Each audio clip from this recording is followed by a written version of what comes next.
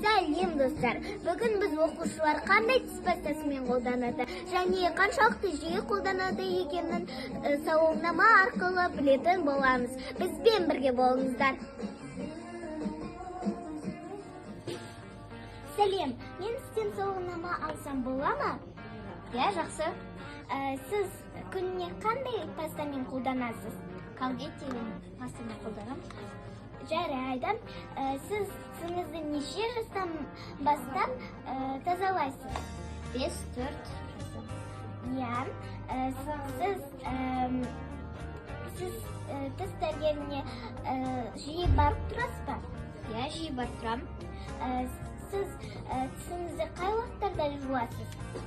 Екі уақытта жоқ. Таңертең және кешке ма?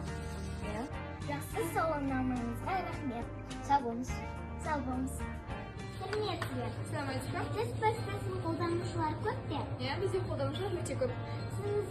Сіз күніне қанша рет жуасыз? 2 рет. Қайда тісіңізді тазалайсыз? Мен таңертең және ұйықтар алдында тазаламын. Тіс дәрігеріне жиі барып тұрасыз ба? Иә, жиі барамын. Рахмет. Сауалнамаңызға рахмет. Сау болыңыз. Рахмет.